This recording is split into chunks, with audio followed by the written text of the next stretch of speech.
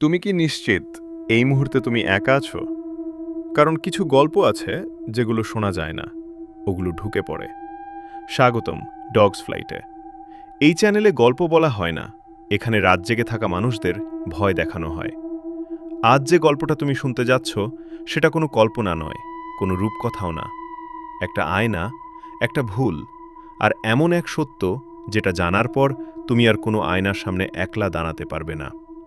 গল্পের নাম নিশুতি রাতের সেই আয়না, আর এই গল্পটা আমি পড়ছি অয়ন। লাইট বন্ধ করো, ইয়ারফোন পরো, আর যদি সাহস থাকে তাহলে শুনতে থাকো, কারণ এই গল্প শেষ হলে তুমি আর আগের তুমি থাকবে না।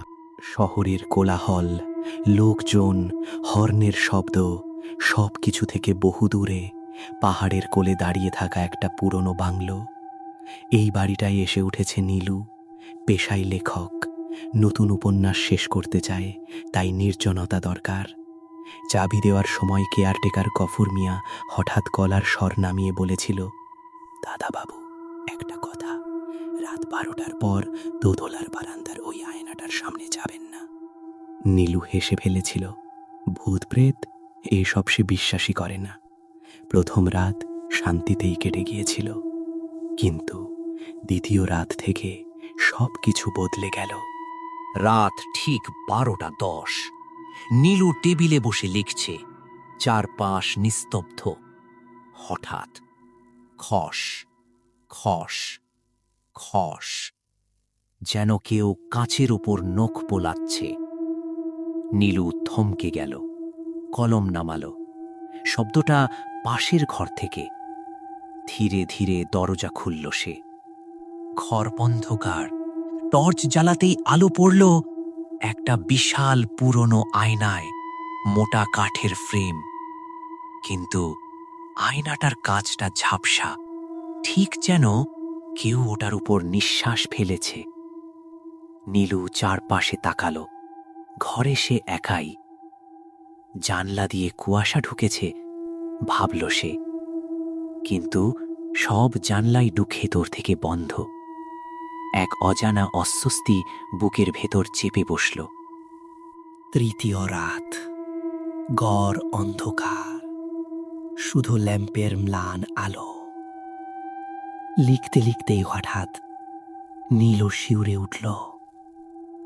তার ঘাড়ের পেছনে কেউ যেন ঠান্ডা নিঃশ্বাস ফেলেছে। সে ঝট করে ঘুরে দাঁড়ালো। কেউ নেই। হৃৎস্পন্দন বেড়ে গেছে। সে ধীরে ধীরে আয়নার সামনে দাঁড়ালো।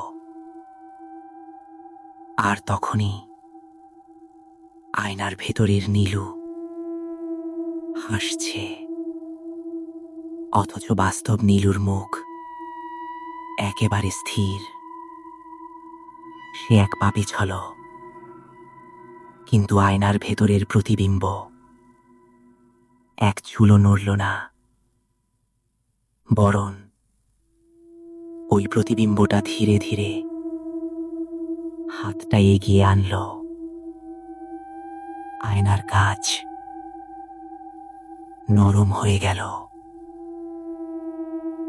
ঠিক যেন জল।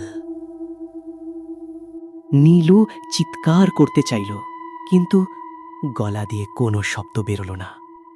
আয়নার ভেতর থেকে বেরিয়ে এলো একটা ফ্যাকাশে নীলচে হাত। হাতটা সোজা এসে নীলুর টুটি চেপে ধরল। শ্বাস নিতে পারছে না সে। হাতটার শক্তি অমানুষিক। চোখের সামনে হঠাৎ দৃশ্য বদলে গেল। আয়নার ভেতরের ঘরে মেঝেতে পড়ে আছে নীলুর নিজের রক্তাক্ত মৃতদেহ। তখনই সে বুঝল, এই আয়না আসলে দরজা। এখানে দাঁড়ালে আত্মা বদলে যায়, ছায়া বেরিয়ে আসে, আর মানুষটা বন্দী হয়ে যায় আয়নার ভেতর। এখন বাস্তবে দাঁড়িয়ে আছে ওই ছায়া, আর আসল নীলু আয়নাটার ভেতরে। পরদিন সকাল। গফুর মিয়া এসে দেখে বাংলোর সদর দরজা খোলা। নীলু নেই। দোতলার বারান্দায় আয়নাটার সামনে পড়ে আছে একটা চশমা। গফুর মিয়া দীর্ঘশ্বাস ফেলে আয়নার দিকে তাকায়। আয়নার ভেতরে নীলু কাঁদছে, কাছে হাত মেরে যাচ্ছে, কিন্তু বাইরে কেউ কিছু শুনতে পাচ্ছে না। ঠিক তখন গফুর মিয়ার পেছন থেকে একটা কণ্ঠস্বর ভেসে আসে।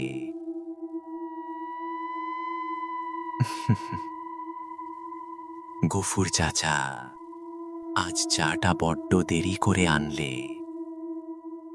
গফুর মিয়া ধীরে ধীরে ঘুরে তাকায় আর দেখে নীলু দাঁড়িয়ে আছে, কিন্তু ওর চোখে আর মানুষ নেই।